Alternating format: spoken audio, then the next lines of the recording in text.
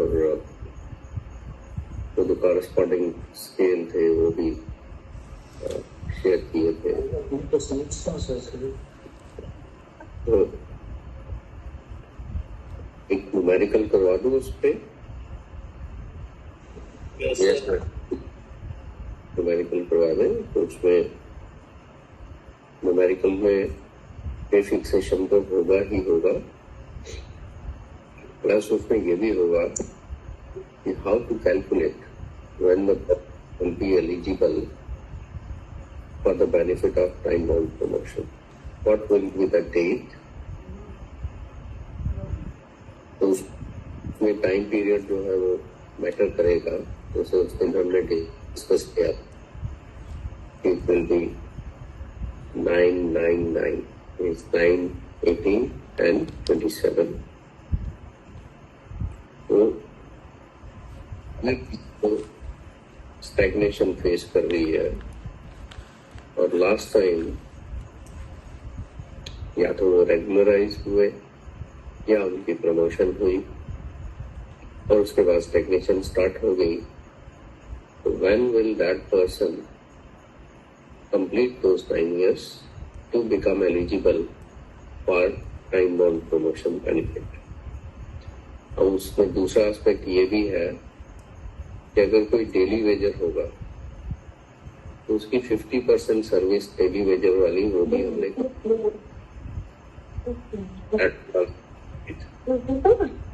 तो जो हम क्वेश्चन करेंगे उसमें हम तो डेली वेजर वाली सर्विस का भी 50% लेके चलेंगे, ताकि वो वाला काम तो क्लियर हो जाए कि अगर किसी की, ऐसे तो बड़ा आसान है ना, ऐसे तो बड़ा आसान है कि आज से किसी की अपॉइंटमेंट हो गई और 9 years तक उनकी प्रमोशन नहीं होती है, तो 9 years हमें सीधे सीधे निकालने आ जाएंगे, क्योंकि जिस डेट को अपॉइंट हुए हैं वहां से 9 years कब कंप्लीट होते हैं।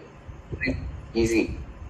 तो क्या किसी ने 2000 से 16 में स्टार्ट किया, 16 में अपॉइंटमेंट हो गई, तो हमें 9 years उसमें कंप्लीट करने हैं। तो 16 में अगर स्टार्ट हुआ तो फिर 25 में 9 साल हो जाएंगे ना। और डेट कौन सी आएगी? जो उन्होंने स्टार्ट किया 16 अप्रैल 2016 को, तो when will that person complete 9 years? 15 April 2025. So it's quite easy in that case. उसमें कोई मुश्किल नहीं है, हम 9 years आराम से निकाल सकते हैं। But problem comes if the person was a daily wager and 50% of his service as daily wager is also to be counted. तो फिर उसमें वो वाला पीरियड भी काउंट होगा, फिर उसके बाद वो रेगुलराइज हुए वो भी काउंट होगा, रेगुलराइजेशन वाला 100% काउंट होगा, और जो डेली वेजर वाला है वो 50% काउंट होगा। तो कहाँ जाके 9 years कंप्लीट हो जाएंगे? Then that will be 80 years job, otherwise it's always very easy. कहाँ पे 9 years कंप्लीट हो गए, तो हम थोड़ा सा उस कंपोनेंट को भी मिक्स कर लेंगे and then will see how to get the date from where the benefit is to be given. जैसे अभी हमने किया 16 अप्रैल 2016, you guys told that 15 अप्रैल 2025 को 9 years हो जाएंगे, ठीक है? Is it clear? सही बोला ना आपने? ठीक है। तो अगर 15/4/2025 को 9 years कंप्लीट हो जाएंगे तो फिर टाइम बाउंड का बेनिफिट कहाँ से मिलेगा?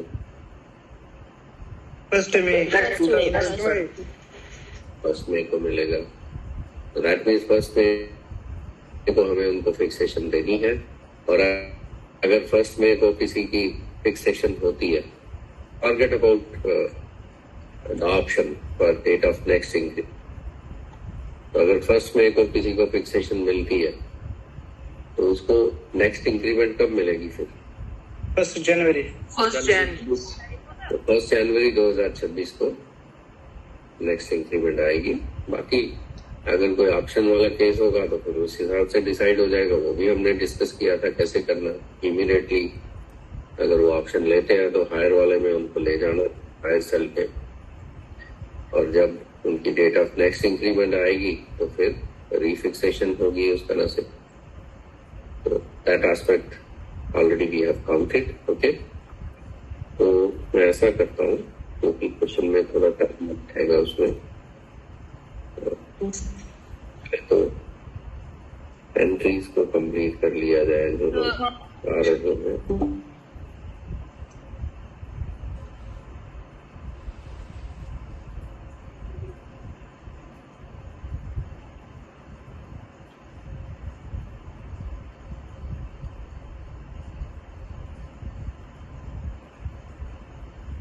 Okay. So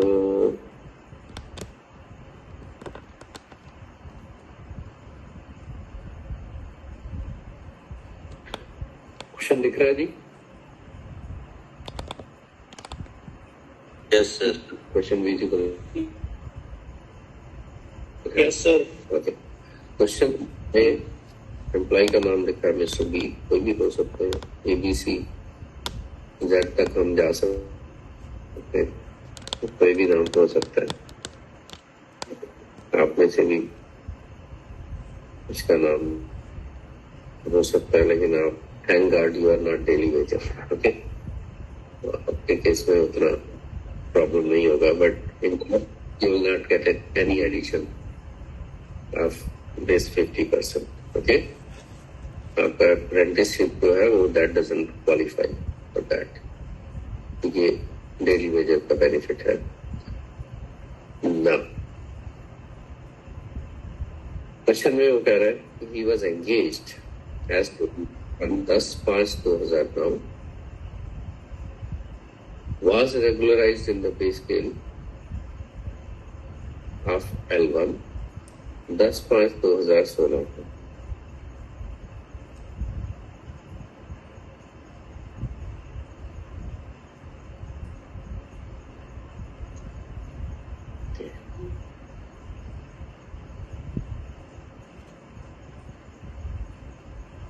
जो पुराने वाले बैच वाले हैं उनका बैकलॉग जो है पे फिक्सेशन तक ही था या आगे भी था?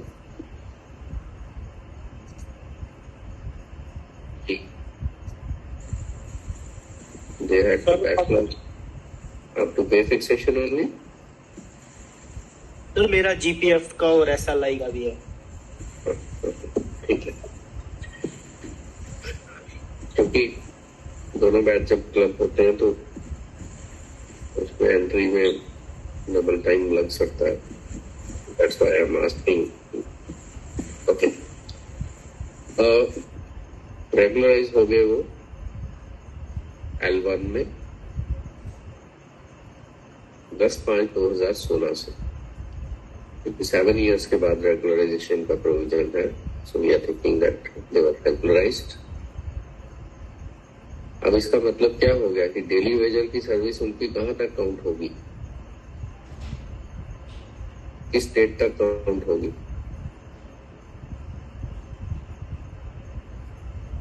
जी, अगर कोई 10/5/2009 को लगे और 10/5/2016 को रेगुलराइज हो जाए तो डेली वेजर की सर्विस कब खत्म हुई? 9/5/16। तो 9/5/2016 को तो उनकी डेली वेजर का स्टेटस जो है वो खत्म हो गया। तो अगर हमें डेली वेजर की सर्विस कैलकुलेट करनी होगी तो वो 9/5/2016 तक करनी है, क्योंकि 10/5/2016 को वो डेली वेजर नहीं रहे। Then he was regularised, he was a regular employee. तो ये डेट्स का एक डेट का हेरफेर जो है वो हमें समझ में आना चाहिए। Then he says he applied for first in situ promotion in L2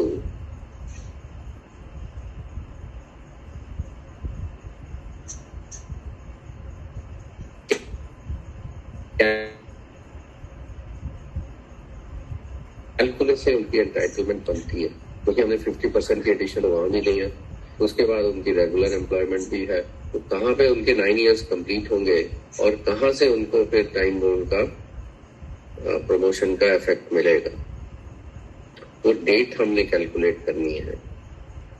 और जब वो इन सिटू प्रमोशन के लिए एंटाइटल थे, उस समय वो ड्रा कर रहे थे, मीन्स उस डेट को वो ड्रा कर रहे थे 23,500 इस लेवल में L1 में। तो ये फिर फिक्सेशन के लिए काम आएगा। और सबसे पहले जो एक्सरसाइज है वो ये है कि on which particular date the person will be completing 9 years to become eligible for the benefit of in situ promotion। तो वो हमारा यहाँ पे कैलकुलेशन का पार्ट रहेगा। अब अगर हम डेली वेजर की सर्विस उनकी देखें तो 7 years बन रही है, ठीक है, जो कि होती भी 7 years के बाद रेगुलराइजेशन है, चाहे वो बाद में हो, लेकिन बैक डेट से वो हो जाती है।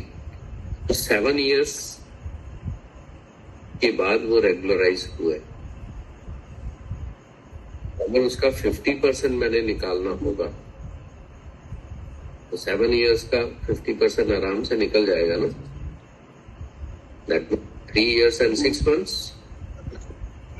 ठीक है, 3 years and 6 months सीधे सीधे निकल जाएगा। उसको तो ज्यादा हमें कैलकुलेशन की जरूरत नहीं है, because it's exactly 7 years।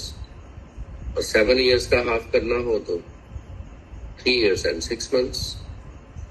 Okay, तो daily Vaser service is very clear. Daily Vaser की सर्विस ओके, ये इस तरह से आ जाएगा।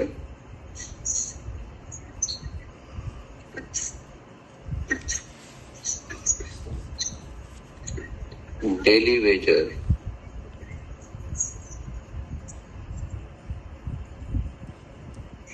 सर्विस फ्रॉम, कहां से, जब वो एंगेज हुए थे तो 10/5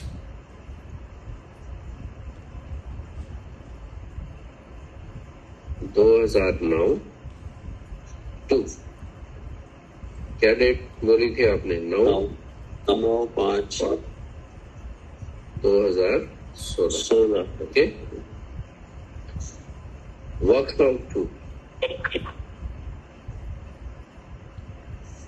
out to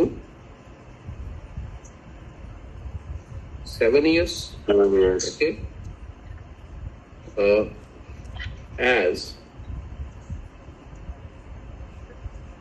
50% of daily wager service is to be counted for the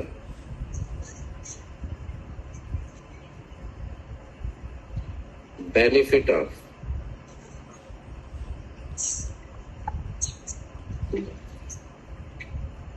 in situ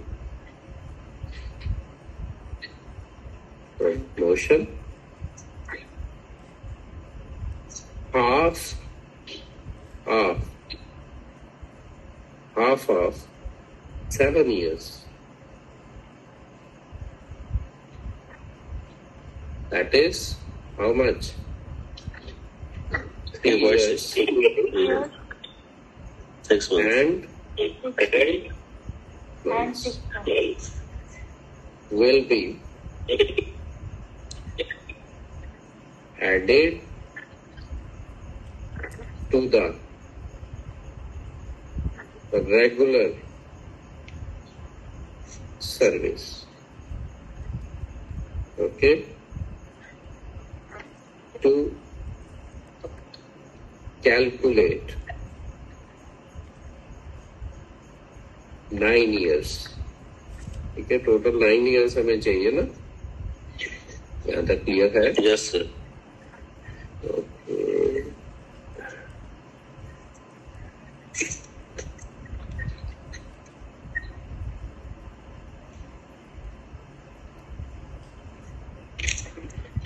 तो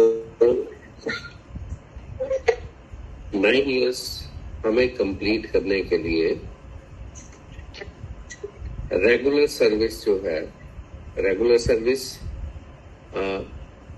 कब से स्टार्ट हुई? 10/5 से स्टार्ट हुई ना, ठीक है? यस सर 10/5 से 10/5/2016 से आगे जो है रेगुलर सर्विस।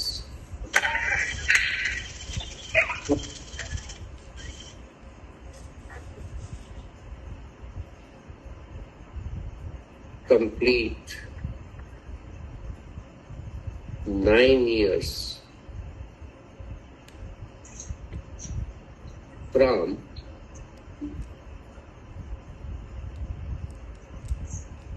दस 5/2016, ठीक है? 2050. Yes, sir. In 16, including 50% of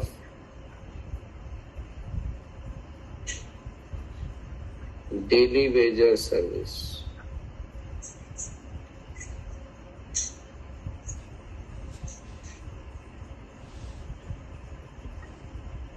Calculation is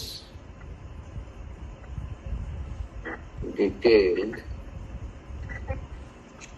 as under.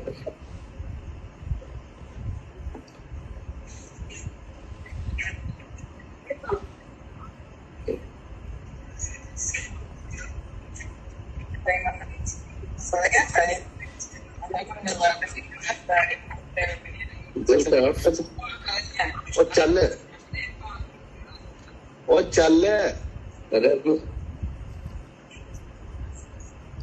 Mic बंद कर ले प्लीज।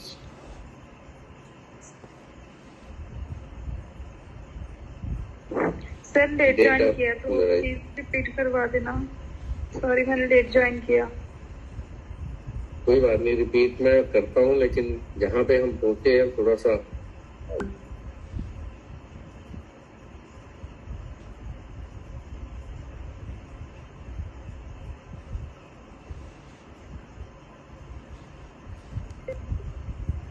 इस तरह से कैलकुलेशन करनी है। Date of regularisation, date of regularisation थी उनकी 10/5, ठीक है? 16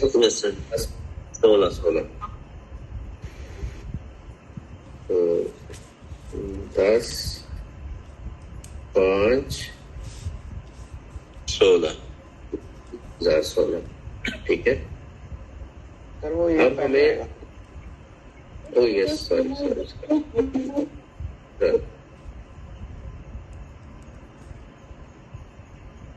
ईयर मंथ डेट, ठीक है? 2016 और ये था 5 और डेट थी 10, यस सर। ठीक है? ये डेट है उनकी रेगुलराइजेशन की। और यहाँ तक कितना टाइम हो गया था? 3.5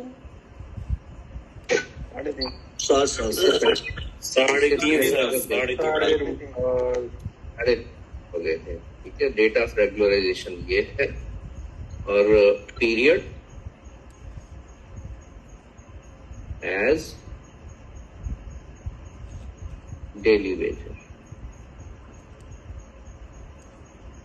that was 3 years or 6 months, ठीक है? तो इसका मतलब ये हो गया कि अगर 3 साल और 6 महीने हो और मेरा टारगेट हो 9 मंथ्स का, years का sir. Time period, time required to complete 9 years. 5 years 6 months. तो हमें चाहिए 6 महीने यहाँ पे होंगे तो ये 4 हो जाएंगे, और 4 में 5 ऐड करें तो 9 ईयर्स हमारे कंप्लीट हो जाएंगे। ठीक है जी, डेज की यहाँ पे जरूरत नहीं है। So this will be 9 years तक, क्योंकि यहाँ 12 बनेंगे, ये 5 3 8 हो गया, तो 12 की वजह से वो क्या हो गया, 1 साल वहां पे चला गया। ठीक, अब रेगुलराइजेशन तक ये 3.5 साल तो हो गए थे। इसका मतलब 10/5/2016 से आगे हमें कितना टाइम पीरियड और ऐड करना? 5 साल और 6 महीने ही ऐड करने हैं ना? Yes sir. Yes sir, understanding सब तो ये समझ आ रहा है? Yes, sir. 10/5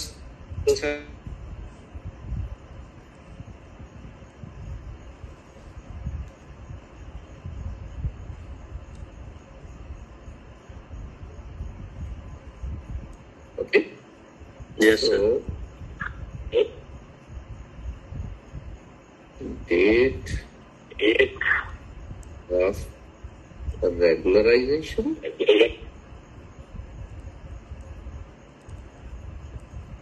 तथा 2016 5/10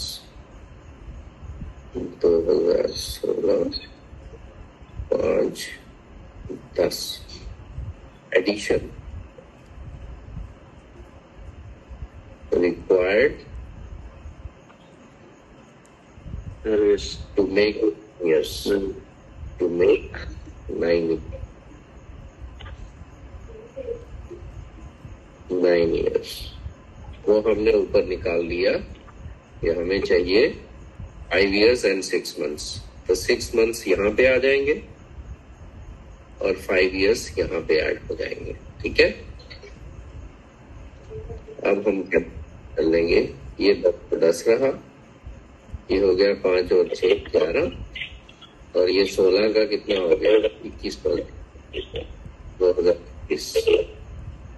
इसका मतलब ये हो गया therefore date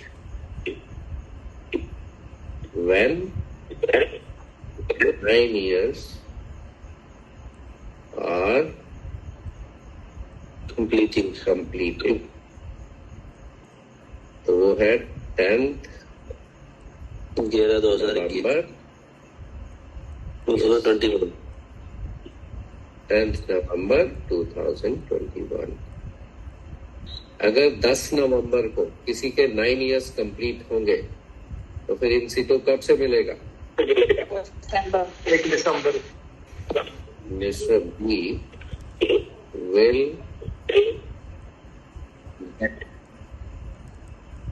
benefit of first in situ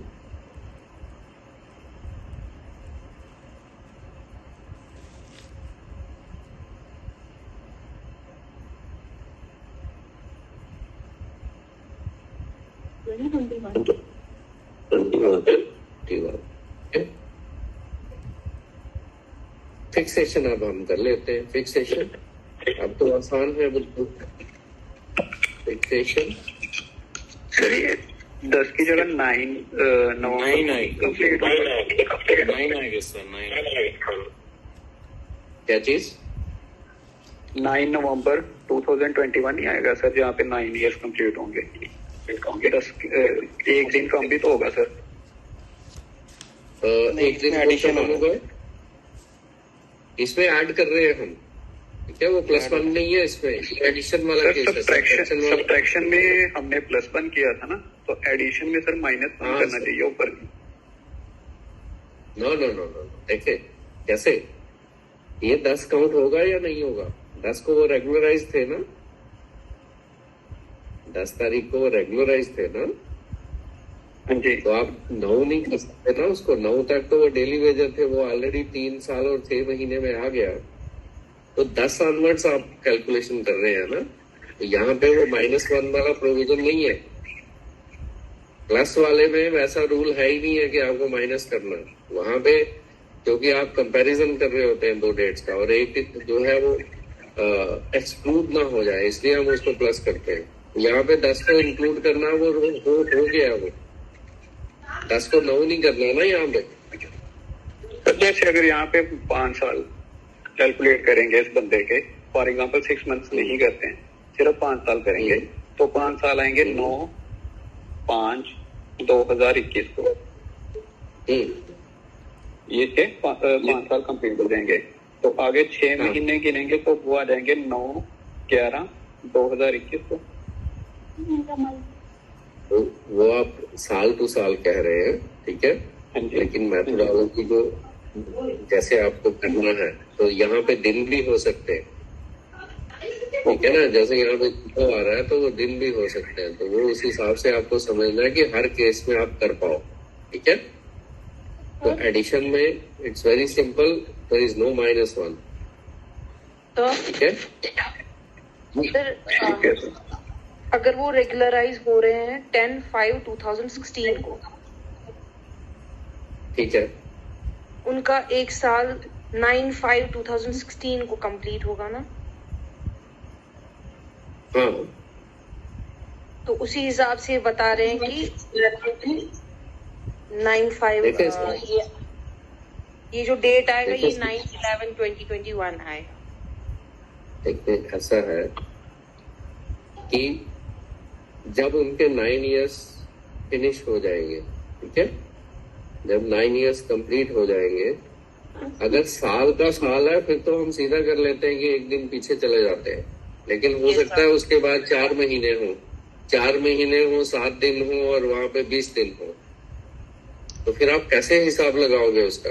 तो थंब रूल के हिसाब से आपको चलना पड़ेगा, जिसमें 30 डेज एक मंथ में हम लेके चलते हैं, और एडिशन में there is no subtraction like that, ठीक है।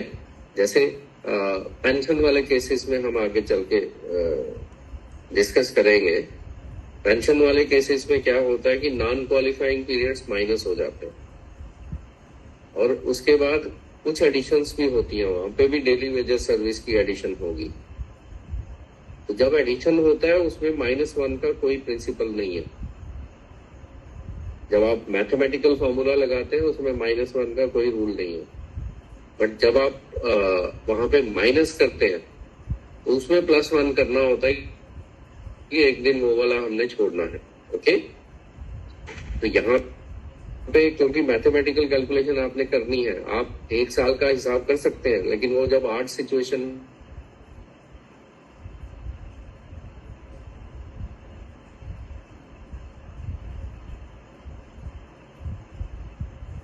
के आपने वो टाइम पीरियड ऐड करना है।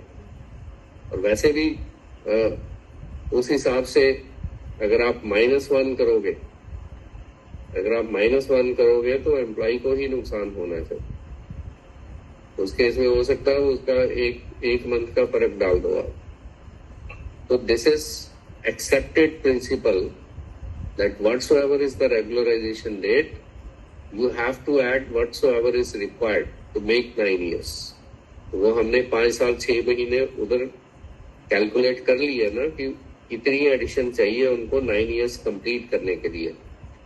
तो जब यहाँ पे आपने 9 इयर्स कंप्लीट करने के लिए ये एडिशन डाली, यहाँ पे भी वही एडिशन डालनी पड़ेगी ना, ओके। तो इट कांट बी डिफरेंट। ये डेट भी आपको मालूम है कि 10/5 को रेगुलराइज हुए, और उसके आगे आपको कितने चाहिए वो ये है, ठीक है।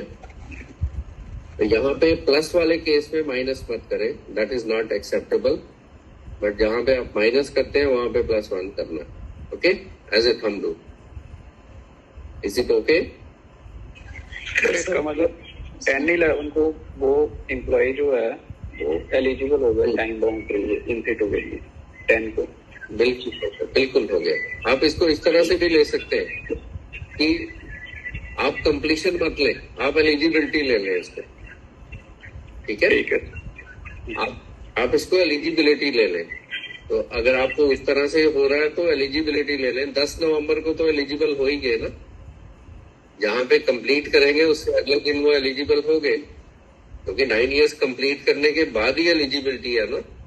9 इयर्स जहां पे कंप्लीट हो रहे हैं वहां तो एलिजिबिलिटी है नहीं।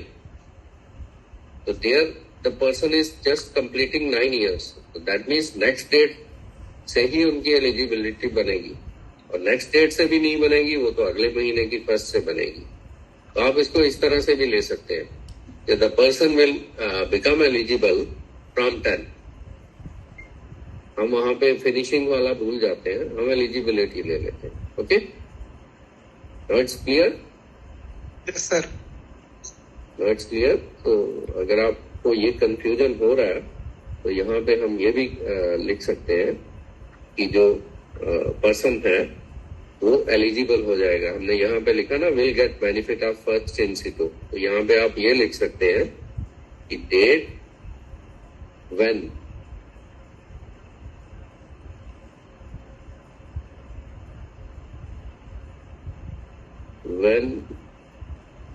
the employee is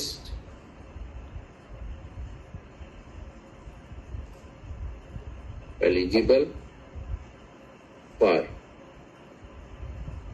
first in situ after completion of 9 years. ठीक है जी, एलिजिबल हो गए, लेकिन बेनिफिट कब से मिलेगा? बेनिफिट तो नेक्स्ट मंथ की फर्स्ट से मिलेगा ना. अब क्लियर कट अंडरस्टैंडिंग हो गई? सर अगर 10 की जगह 1 तारीख होती तो फिर -1 करते हम तो 30 हो जाती, तो फिर तक मंथ का फायदा हो जाता ना उसको. 10 की जगह क्या होता? एक तारीख होती, 1 नवंबर होता.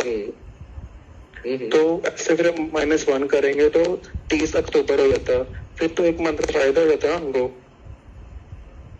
तो उसमें एलिजिबिलिटी जो है वो फर्स्ट से होगी ना. 9 इयर्स उनके कंप्लीट होंगे वहां पे. ठीक है, 9 इयर्स पिछले दिन में कंप्लीट होंगे, लेकिन एलिजिबिलिटी तो फर्स्ट से होगी ना. गेटिंग? ठीक है सर. उसमें वो दोनों कोइंसाइड करेंगे. अगर उनकी एलिजिबिलिटी फर्स्ट से बन रही है तो दैट मीन्स फर्स्ट से ही मिलेगा, फिर नेक्स्ट मंथ में जाने की जरूरत नहीं है ना, तब भी वही आएगा. अगर एलिजिबिलिटी उनकी 2 को बनेगी फिर आगे जाएगा. एलिजिबिलिटी का मतलब हो गया कि they have already completed 9 years. Is that clear? Okay fine sir.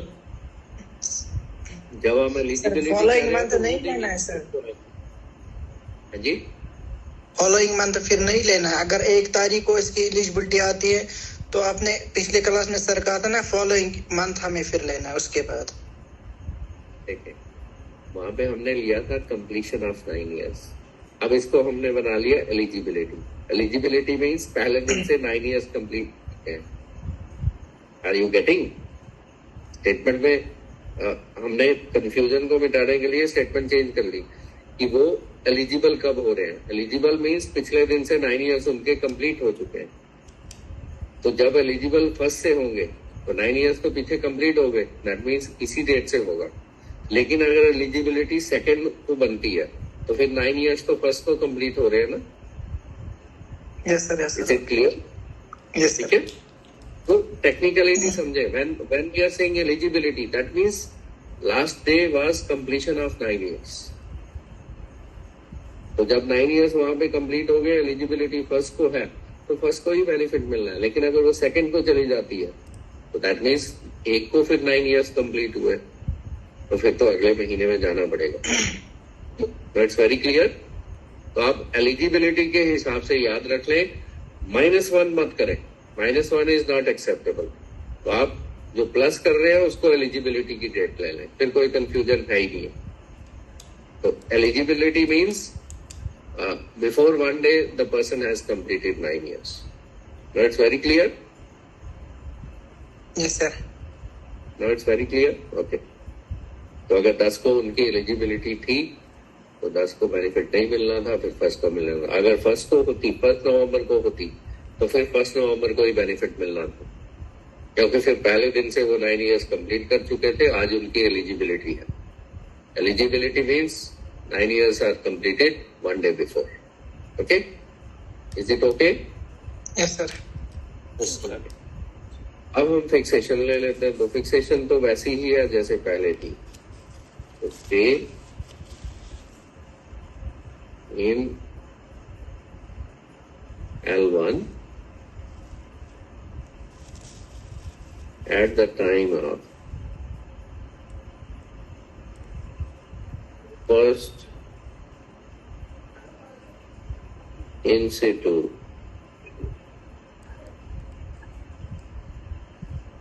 Promotion. तो L1 में कितनी पे ली थी हमने? It was 23,500। तो 23,500 उनकी बेसिक थी उस समय। एक ही इंक्रीमेंट ऐड करेंगे क्योंकि हमें ऑप्शन वाला केस उसने दिया नहीं है। Add 1 increment on promotion.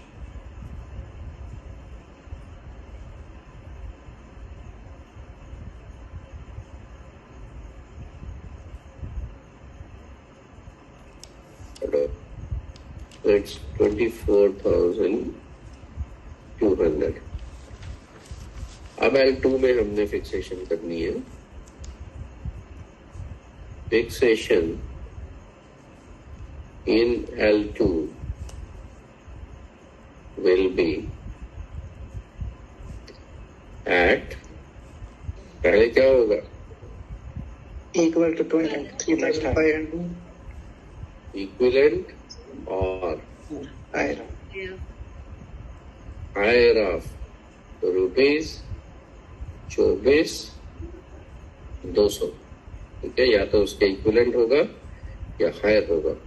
Which comes to rupees 24,500। 24,500। Which cell is this one?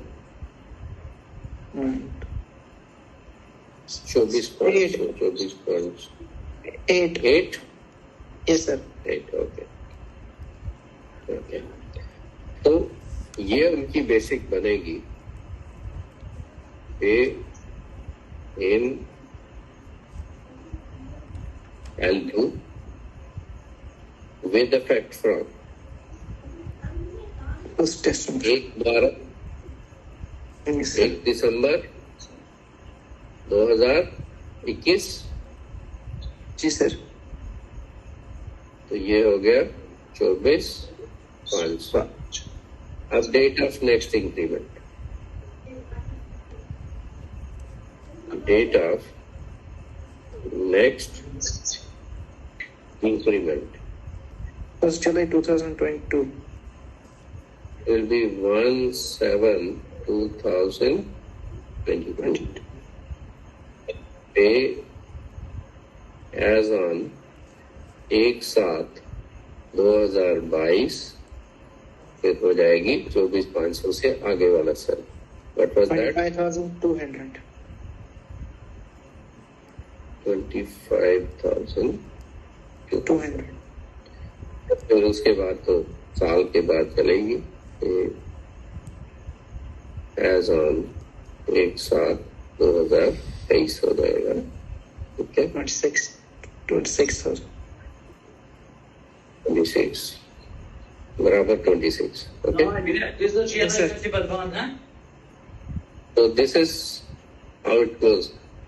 Fixation तो वैसे ही है जैसे फिक्सेशन में कोई प्रॉब्लम नहीं, but how to calculate the date from where you have to give him in situ. तो जहां पे एलिजिबिलिटी बनेगी, अगर वो फर्स्ट है तो फिर वहीं से हो जाएगा, और फर्स्ट के बाद है तो फिर नेक्स्ट मंथ का फर्स्ट डेट जो है वो बनेगा। सर मेरे को एक चीज का कंफर्म करना था। अगर कोई डेली वेजर में से परमानेंट होता है लेवल 1 में, तो उसकी जो फर्स्ट इंक्रीमेंट मिलेगी वो 6 मंथ बाद मिलेगी उसको? ऑफ कोर्स, क्योंकि रेगुलर एम्प्लॉयमेंट में तभी आ रहे हैं ना वो, स्केल में तो तभी आ रहे हैं। फ्रेश अपॉइंटमेंट माना जाएगा उसको। नेचुरल रेगुलराइजेशन का मतलब ही यही हो गया। उस हिसाब से सर इनकी फिर उस हिसाब से इनकी जो इंक्रीमेंट बनेगी वो 1 जनवरी को बनेगी। हाँ, जो अगर ये 10-5 को है तो ये मतलब ऑप्शन कर सकते हैं या नहीं? अगर इनको दिसंबर में मतलब ये प्रमोशन हो रही है इन-सिटू, ये ऑप्शन कर सकते हैं उसके लिए या नहीं, क्योंकि इनको जनवरी में इंक्रीमेंट मिलनी है।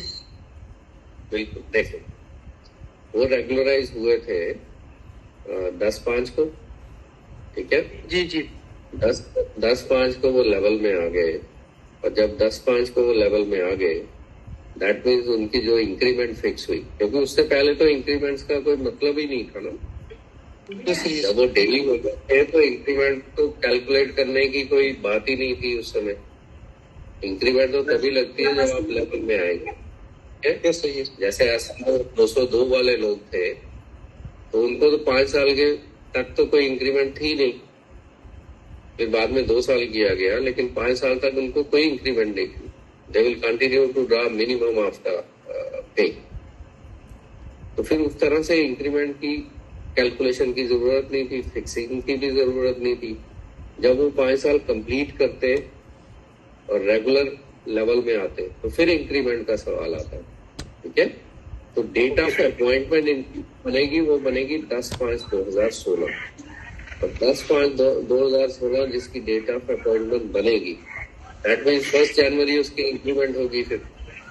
यस ठीक है, यस सर। फर्स्ट जनवरी है तो वहाँ ऑप्शन ले सकते हैं, बिल्कुल ऑप्शन ले सकते हैं वो, क्योंकि उनकी दिसंबर में बन रही है इन-सिटू की, और उनकी अगली इंक्रीमेंट जो है 1 जनवरी को आएगी। तो naturally they can opt for that. Okay sir, okay. इसका मतलब इन-सिटू भी हम डिले कर सकते हैं इंक्रीमेंट के लिए। देखिए ऑप्शन का जहां तक सवाल है, option is available in all forms of promotion except for OPG, ठीक है। चाहे वो टाइम बाउंड प्रमोशन, चाहे वो फंक्शनल प्रमोशन हो, ठीक, सब में ऑप्शन अवेलेबल है। Okay sir. सर मैं थोड़ा सा लेट ज्वाइन किया सर, ऊपर वाला थोड़ा सा समझाए मुझे, लेकिन ऊपर थोड़ा सा ये समझाना इसको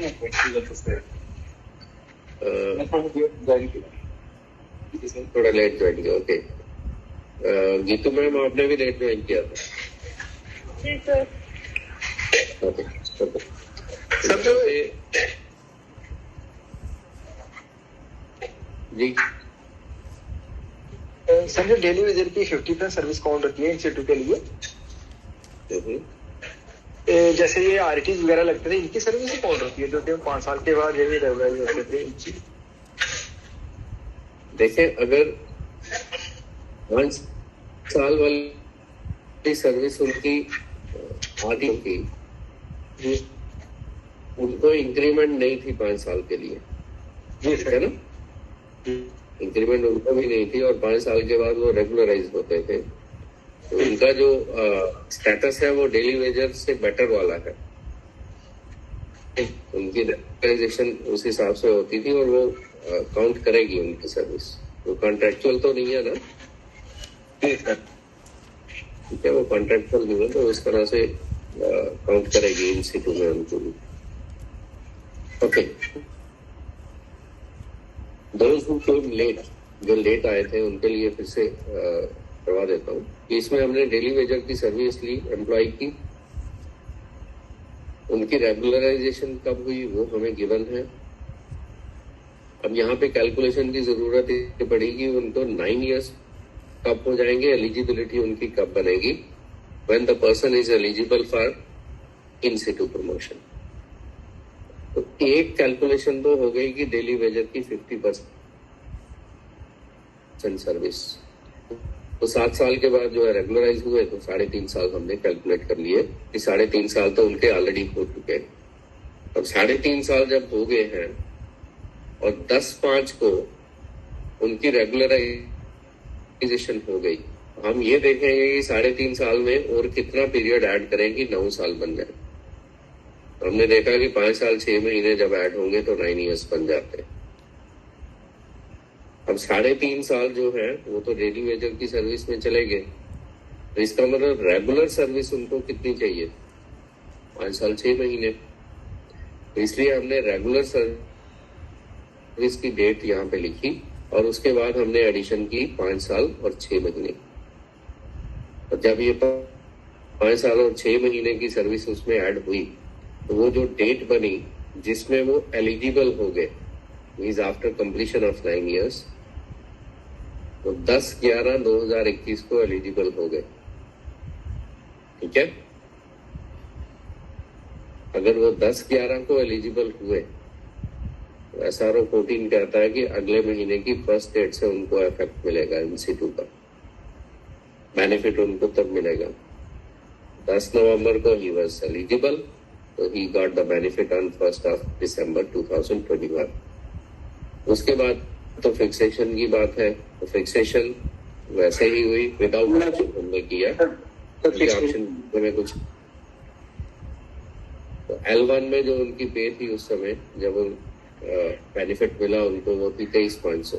एक इंक्रीमेंट प्रमोशन की ऐड हुई, उसके हिसाब से L2 में फिक्सेशन हो गई, equivalent or higher. This is how it goes. Is it okay? Yes, sir. Sir वो जो 50% वाला है उसमें थोड़ी सी कंफ्यूजन है, समझ नहीं आया। 50% अगर 7 साल की डेली वेजेस सर्विस है तो 50% उसका कितना बनेगा? 3.5। 3.5 ना, 3 साल और 6 महीने वही वो कंप्लीट कर चुके हैं एज ए डेली वेजर। उसमें और कितनी एडिशन करेंगी? 9 ईयर्स हो जाएंगे, क्योंकि डेली वेजर की 50% सर्विस काउंट होनी है और टोटल 9 ईयर्स हमें चाहिए। तो जो डेली वेजर में कंप्लीट हो गई उसमें कितनी एडिशन करेंगी? 9 ईयर्स हो जाए। 5.5। Now it's clear? Yes sir. ठीक है, ओके। तो this was regarding non gadget. अब उसके में हमने बात की कि गैजेट तो भी है जी। सर ये एडहॉक एम्प्लॉय और कॉन्ट्रेक्चुअल एम्प्लॉय में कोई फर्क होता है? एडहॉक और कॉन्ट्रेक्चुअल में स्टेटस तो उनका एक जैसा ही है जी। ठीक है, नहीं ऐसे हम कंसिडर करते हैं उनको एक ही, मतलब एक ही वो ये है, तो ऐसा है कि डिफरेंस होता है इनके बीच कुछ? देखो स्टेटस के हिसाब से कोई फर्क नहीं है, ये स्टेटस के रेगुलर एम्प्लॉय दोनों नहीं है वो। ठीक है, दोनों ही रेगुलर एम्प्लॉय नहीं है, तो वो टाइम टू टाइम होने वाली चीजें हैं। स्केल के लिए उनकी एलिजिबिलिटी है नहीं है, तो इसलिए यहाँ पे फिक्सेशन की बात नहीं हो रही है। ठीक है, क्योंकि उनका तो अलग से सिस्टम चलेगा, they are not coming under pay fixation. Okay, तो जो हम डिस्कस कर रहे हैं ये कर रहे हैं कि इनको ये बेनिफिट है या नहीं है। ओके, तो गैजेटेड वाले केस में जो JKS ऑफिसर्स हैं आपके, उनके लिए NFS की स्कीम है, उसको कहते हैं non functional scheme for JKS। NFS भी कहते हैं उसको शॉर्ट फॉर्म में। अब कई KS ऑफिसर्स ऐसे हैं कि जिनकी काफी देर तक प्रमोशंस नहीं हुई, उसके पीछे बहुत सारे रीजंस हैं। There were seniority issues, there were court cases pending, जिसकी वजह से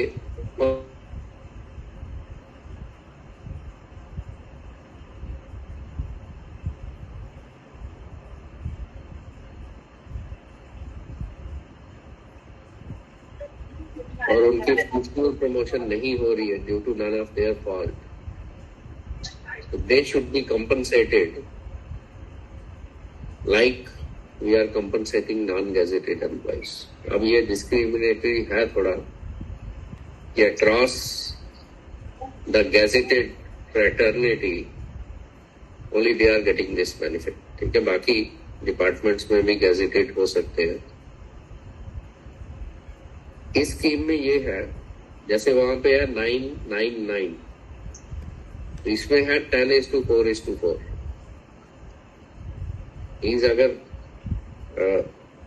किस लेवल से वो स्टार्ट करते हैं कैरियर?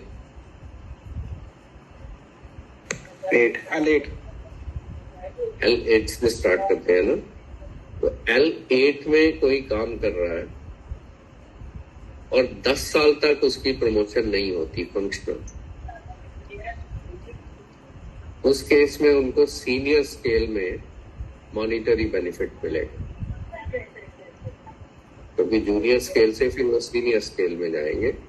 बट अगेन ये फंक्शनल प्रमोशन नहीं है, this is just monetary benefit. Okay, और अगर सीनियर स्केल में रहते हुए 4 साल तक उनकी प्रमोशन नहीं होती, तो फिर उनको नेक्स्ट वाला स्केल मिलेगा। ये जो जूनियर से सीनियर वाला है वो है 66, ठीक है, और जो उससे अगले वाला है ग्रेड पे की बात करें तो 7600 है। 7600 वाला कौन सा होता है? L12, ठीक है, 12, ओके। अब L12 में जो आ गया, अगर अगले 4 साल तक उनकी प्रमोशन नहीं होती फंक्शनल, तो in that eventuality they will get another benefit, L14 वाला उनको मिलेगा।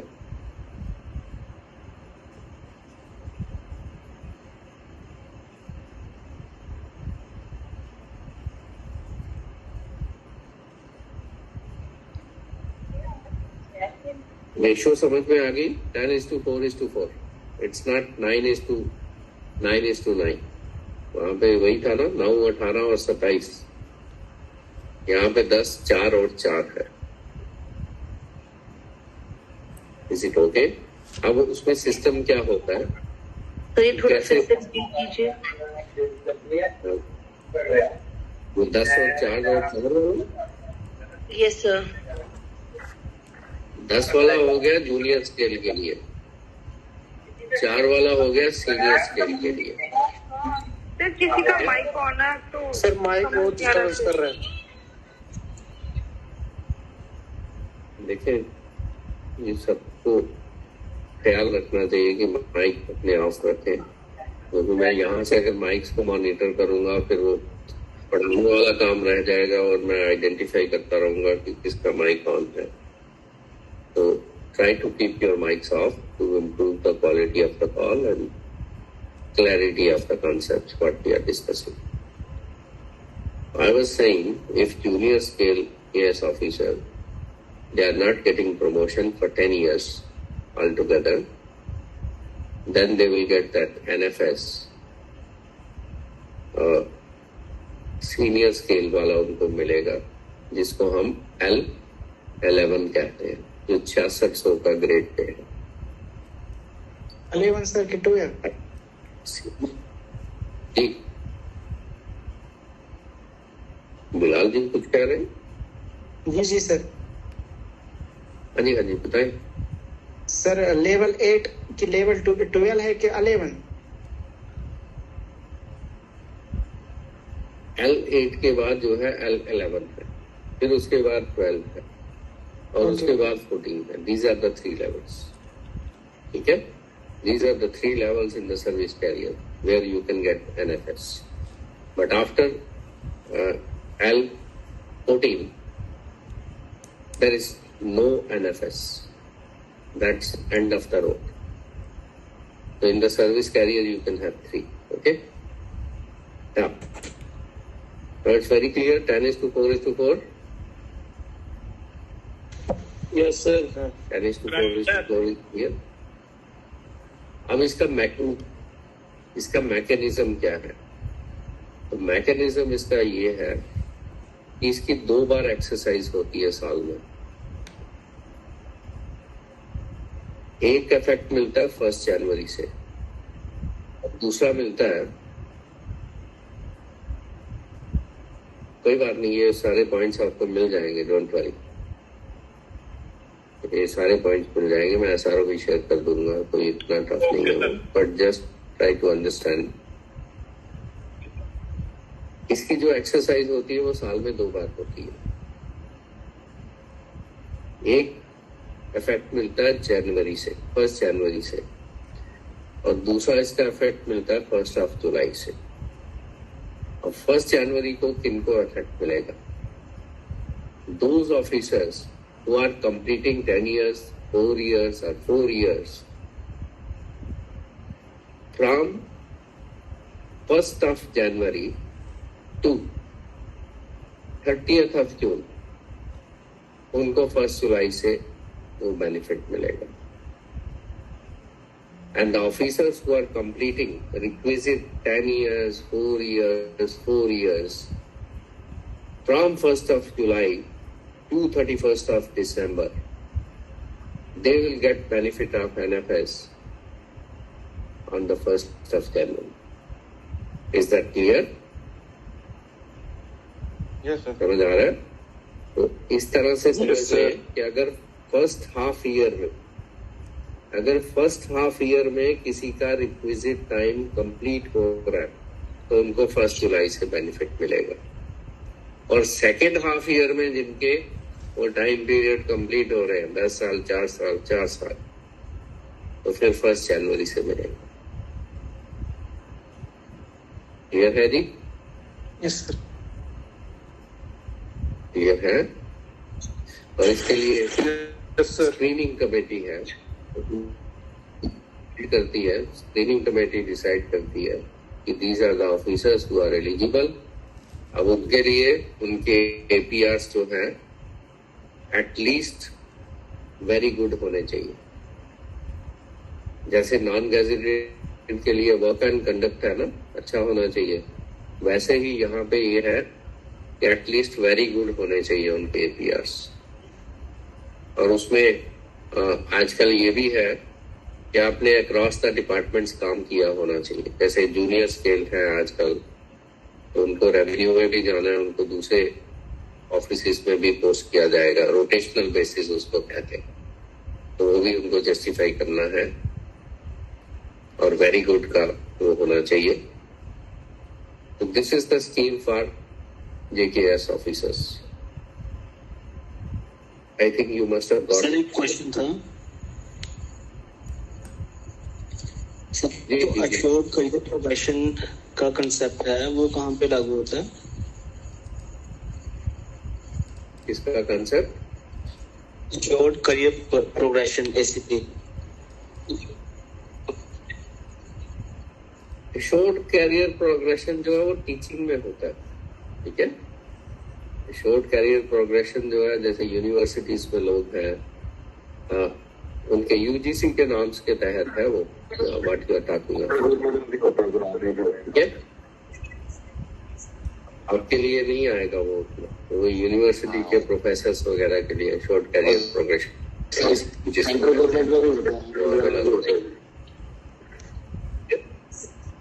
स्टेट में वैसा नहीं है, स्टेट में वैसा नहीं है, ठीक है। आपको वो प्रॉब्लम नहीं आएगी। सेंट्रल गवर्नमेंट में होता है minimum assured career progression, 9 years को ही बोलते हैं ये। सर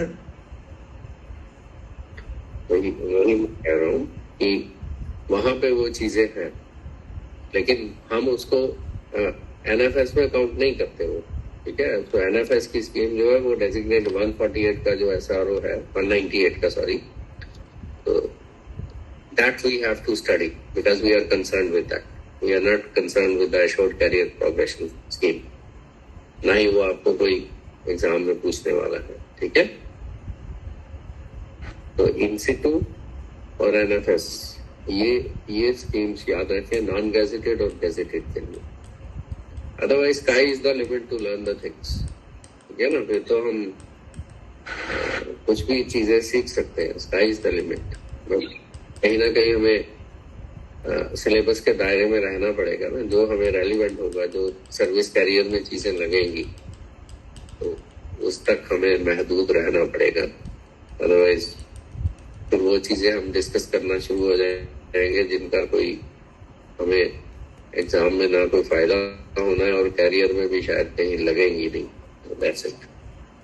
सर पे फिक्सेशन के पहले लेक्चर में हमने पढ़ा था किन ओकेजन्स पे हमें गवर्नमेंट सर्वेंट की पे फिक्सेशन करनी है। इसमें सर मुझे एक पॉइंट समझ नहीं आया, ये पे fixation when increment is stop. ये इंक्रीमेंट सर स्टॉप कब होता है?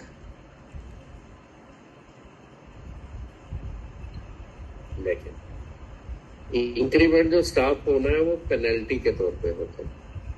ठीक है, अगर किसी एम्प्लॉय को आपने पीनलाइज करना है, उसमें भी दो चीजें होती है। एक होता है पोस्टपोनमेंट ऑफ इंक्रीमेंट और एक होता है विद होल्डिंग ऑफ इंक्रीमेंट। ठीक है, पोस्टपोनमेंट ऑफ इंक्रीमेंट का मतलब ये हो गया कि उनको बेनिफिट होगा लेकिन फिलहाल हमने पोस्टपोन कर दिया उनकी इंक्रीमेंट, आज नहीं दे रहे, वो पेनल्टी के तौर पे चीजें होती हैं। और उसके बाद हो गया withholding. Withholding means थोड़े टाइम के लिए इंक्रीमेंट देनी नहीं है। Are you getting? Yes sir,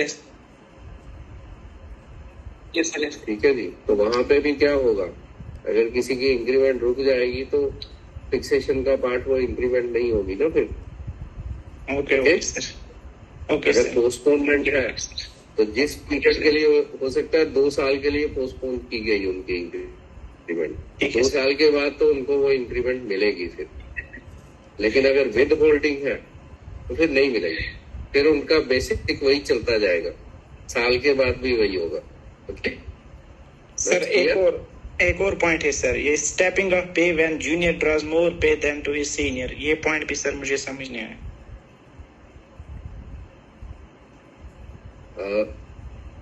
उसमें क्या होता है कि जब जैसे पे कमीशन आते हैं तो नए वालों को ज्यादा फायदा होता है ना, किसी की इंक्रीमेंट की डेट की वजह से उनको जल्दी फिक्सेशन मिल सकती है नए वाले में। तो समटाइम्स इट हैपेंस कि किसी जूनियर की पे जो है वो ज्यादा फिक्स हो जाती है सीनियर के मुकाबले में, तो उसमें ये होता है कि फिर सीनियर को भी उसके बराबर लाना है। ओके, बट वो दोनों एक ऑर्डर को बिलोंग करने चाहिए। इसमें मैं थ्योरी के नोट्स देने वाला हूँ, डोंट वरी। उसमें आएगा कि क्या क्या कंडीशंस फुलफिल होनी चाहिए। ठीक है, कहाँ पे इंक्रीमेंट चेंज होगा, कहाँ पे नहीं होगा, वो नोट्स भी आने वाले हैं आपको पे फिक्सेशन के। ठीक है, स्टेपिंग अप मैंने आपको बोला था कि अभी हम न्यूमेरिकल पे बड़ा फोकस कर रहे हैं, और न्यूमेरिकल के अलावा कुछ ऐसी चीजें होंगी जो कि एग्जाम के हिसाब से थ्योरी के एंगल से इम्पोर्टेंट होंगी, तो वो भी चीजें आपको मिलने वाली है। सर गैजेट के लिए आपने बताया हम करेंगे। ओके सर, जैसे आपने बताया गैजेट के लिए 10:4:4। हेलो, तो सर कोई है अगर तो वो नॉन गेस्टेड से गेस्टेड बन गया है, एक प्रमोशन लेके, ठीक है, कोई प्रमोशन लेके गेस्टेड बन गया, तो उसके लिए फिर क्या होगा, ट्रेनिंग देखना पड़ेगा। पहले नॉन गेस्टेड था लेकिन एक प्रमोशन लेके वो गेस्टेड बन गया। पहली बात तो ये है कि ये जो NFS की स्कीम है, this is not applicable for all the gazetted officers. ये स्पेशली JKS ऑफिसर्स के लिए बनी। आप देखेंगे बहुत सारे और भी डिपार्टमेंट हैं, जैसे एक्साइज वालों को अभी मिला था ये, तो they are also following. Okay, तो डिपेंड करता है कि वो जो कार्डर है वो इसके तहत आया है या नहीं आया, क्योंकि ये सुर मोटो सब गेजेटेड ऑफिसर्स पे नहीं लगता। Okay, but if the person से वो गेजेटेड में एटलीस्ट JKS में आ गया, तो यू आर सेइंग कि he got in Situ promotion when he was non gazetted. Yes sir. आप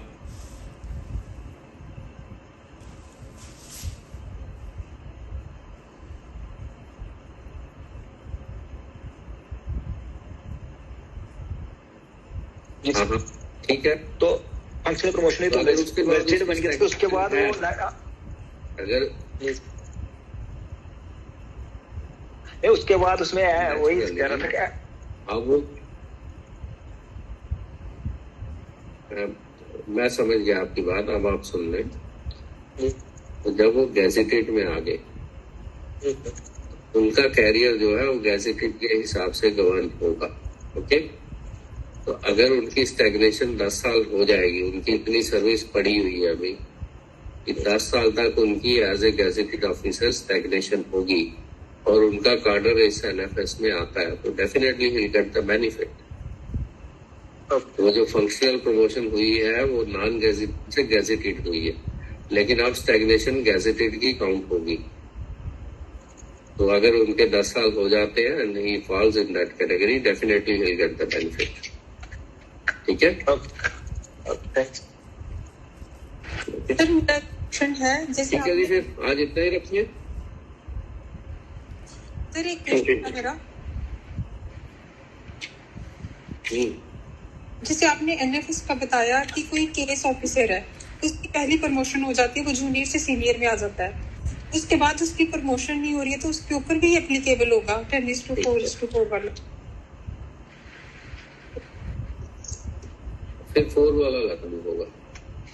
ठीक है, फिर 4 वाला लागू होगा।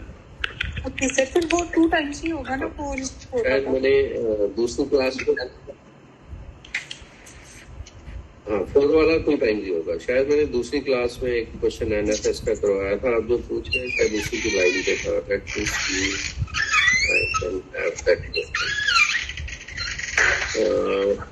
स्क्रीन विजिबल है, स्क्रीन विजिबल है सबको? Yes sir, yes sir. Okay, just a minute, मेरे पास होगा दूसरी।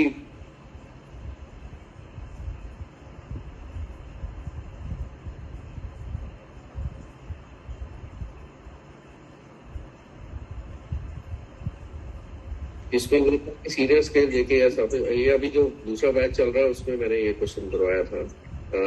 L11 में वो काम कर रहे हैं, तो सीनियर में आ गए है ना। was drawing a pay of this one, fix her pay if she was granted selection by non-functional wherein time L12। वो सीनियर में ऑलरेडी आए हुए हैं और आप आगे वाला उनका डिसाइड हो रहा है। ठीक है, तो take calculation, requisite time to be eligible for selection grade from senior scale is 4 year. तो 4 ईयर्स वो कंप्लीट कर लेंगे, उसके बाद बेनिफिट कब से मिलेगा, इस डेट से मिलेगा। तो पे फिक्सेशन इस तरह से है। तो अगर एक लेवल उन्होंने स्केल कर लिया हुआ है तो फिर अगले वाले का देखा जाएगा। ओके, ठीक है जी। इसका लेना जो इसका पढ़ा, जो एनएफएस का ले लें इसका भी। सर कल आप अगर इसका लेना जी सर, अगर लेना तो इसका भी ले लें, ले लें। हाँ सर, सेकंड हो गया इसमें। सर संडे को शुरू के पे फिक्सेशन रिपीट करवा दोगे सर? कल संडे है, शुरू का लेक्चर है पे फिक्सेशन का। सर पीछे करना, एक बार सर पीछे करना। कौन से वाला, एनएफएस? हाँ सर, इसी का एक बार स्क्रीनशॉट ले लो। कौन से पेज का, शुरू से? जी सर, पहले से सर। आइए, पहला ही है ये। जैसे होगा इस पेज का होगा स्क्रीनशॉट। ठीक है, ये आगे उसकी पे फिक्सेशन थी, हमने कैरी फॉरवर्ड किया था। ओके, अब आज वाला जो किया है उस पर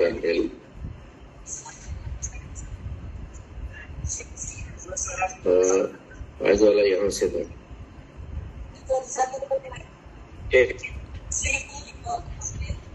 तो कल के लिए जो बैकलॉग क्लास आप बोल रहे हैं, I share in the group. Okay, I share in the group. Okay sir. एक क्लास मैंने 7 बजे लेनी है, तो आप देख लेंगे, उसके बाद ले लूंगा 8:30 बजे। ठीक है, ठीक है सर। 8:30 बजे. Okay, I'll consider it.